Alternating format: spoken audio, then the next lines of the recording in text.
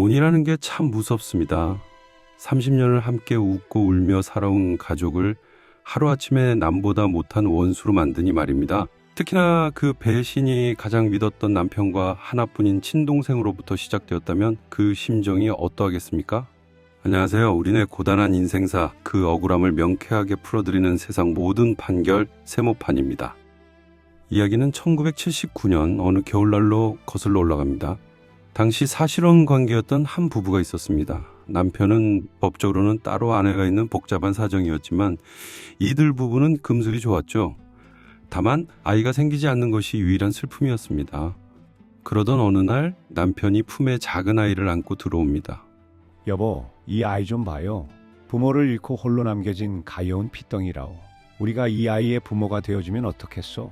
내가 비록 집안 사정 때문에 당신이랑 혼인신고는 못해주고 있지만 이 아이만큼은 내 자식으로 당당하게 키우고 싶소. 내가 내일 당장 가서 내 친자식인 것처럼 출생신고를 할 테니 당신은 그저 사랑으로만 키워주구려. 아유, 여보, 정말 고마워요. 이 아이 제가 정말 목숨보다 귀하게 키울게요. 우리 집안의 복덩이가 될 거예요. 얘야, 이제 너의 아빠란다. 인사하렴. 자, 그렇게 가슴으로 품은 아이를 키우며 세월은 바람처럼 흘러갔습니다. 꼬물거리던 아기가 어느덧 학교에 가고 사춘기를 지나 늠름한 사회인이 되기까지 무려 30년이라는 시간이 흘렀습니다. 아들은 30을 넘긴 장성한 청년이 되어 늙어가는 부모님의 든든한 버팀목이 되었습니다.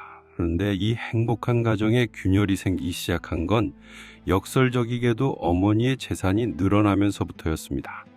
언니, 나왔어. 근데 언니 명의로 된 저 건물 말이야. 요즘 값이 엄청 올랐다며? 근데 언니 사후에 저거 누가 갖게 되는 거야? 설마 저 피 한 방울 안 섞인 애한테 다 물려주려는 건 아니지? 얘는 동생아, 조카라고 불러야지. 30년을 내 아들로 살았는데 그게 무슨 소리니? 너도 저애 어릴 때 업어 키우고 이모 노릇 톡톡히 했잖니. 재산이 다 무슨 소용이야. 우리 가족 잘 살면 됐지. 언니는 참 순진해 빠졌어. 형부도 지금 생각이 많으시다고. 형부, 여기 좀 와보세요. 형부도 저 녀석이 언니 재산 다 가져가는 거 원치 않으시잖아요. 안 그래요? 처제 말이 아주 틀린 건 아니지. 나도 요즘 고민이 많아. 내 조카들도 있고 내 집안 사람들도 있는데 사실 법적으로 따지면 저 녀석은 내 자식도 아니고 당신 자식도 아니잖아. 우리가 그때 출생신고한 거 그거 사실 가짜잖아. 입양 절차도 제대로 안 거쳤고. 여보, 지금 그게 무슨 소리예요? 30년 전엔 당신 입으로 우리 자식이라고 하늘이 주신 선물이라고 해놓고 이제 와서 가짜라니요. 당신 지금 내 동생이랑 짜고 우리 아들 내쫓으려는 거예요? 형부, 제가 변호사 알아봤는데요. 형부처럼 법조가가 하나 따로 있는 사람이 사실혼 배우자랑 공동으로 입양하는 건 법적으로 무효래요. 그러니까 지금이라도 친생자 관계가 없다는 소송을 내서 저 녀석을 호적에서 파내야 해요. 그래야 언니 재산도 형부 재산도 우리 집안 사람들이 지킬 수 있다니까요. 처제 말이 맞네. 나도 내 재산 저 녀석한테 한 푼도 못 줘. 임자, 미안하지만 나 소송 준비하겠소. 처제랑 같이 증거 모으고 있으니까 당신도 협조해. 안 그러면 당신도 이 집에서 국물도 없을 줄 알아. 어머니, 아버지랑 이모가 지금 하시는 말씀 제가 다 들었어요. 정말인가요? 제가 30년 동안 두 분께 드린 정성이 제가 아버지 사업빚 갚으려고 밤낮 없이 일했던 세월이 고작 저 건물 한 채보다 못한 거였나요?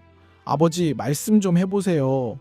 너 이 녀석 어디서 눈을 부릅떠? 너는 그냥 어디서 데려온 근본 없는 놈이야. 30년 동안 먹여주고 키워줬으면 됐지. 어디서 감히 내 재산을 넘봐? 당장 나가. 내일부터 넌 내 자식 아니야. 결국 비정한 아버지는 자신의 처제, 즉 아내의 친동생과 손을 잡고 아들을 상대로 소송을 제기했습니다. 너는 내 자식이 아니니 법적 관계를 끊겠다는 친생자 관계부존재 확인 소송이었습니다. 1심과 2심 재판부는 차가운 법의 논리만을 따졌습니다. 법률혼 배우자가 있는 남편이 사실혼 배우자와 행한 공동 입양은 무효라는 것이었죠. 하지만 대법원의 판단은 달랐습니다. 피고 측 대리인, 할 말 있습니까?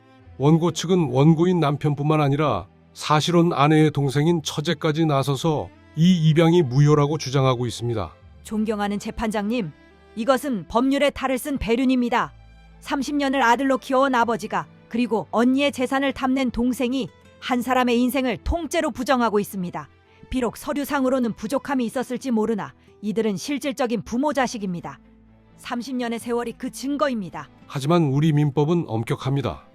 원고인 남편에게는 법률상 배우자가 존재하는데 어떻게 사실혼 배우자와 공동으로 입양을 할 수 있습니까? 이는 공동 입양의 요건을 갖추지 못한 명백한 무효입니다. 처제의 주장대로 혈연 관계가 없는 자를 친자로 둔갑시킨 것은 바로 잡아야 합니다. 안 돼. 재판장님, 제발요. 제 동생은 재산에 눈이 멀어 제 가슴에 대못을 받고 있고 남편은 30년 세월을 비웃고 있습니다. 하지만 저는 이 아이 없으면 못 삽니다. 30년 전 그 추운 겨울날 제 품에 안겼던 그 아이의 온기가 제 인생의 전부였습니다. 제발 이 아이를 제 아들로 남게 해주세요. 이때였습니다. 대법원 재판부에서 정적이 흐르고 준엄한 목소리가 울려 퍼졌습니다. 판결하겠습니다. 본 사건은 법률상 배우자가 있는 자가 사실혼 배우자와 공동으로 행한 입양의 효력을 다투고 있습니다. 원칙적으로 원고인 남편의 경우에는 부부 공동 입양의 요건을 갖추지 못해 입양이 무효라는 원심의 판단은 타당합니다. 그러나 어머니인 피고만큼은 다릅니다.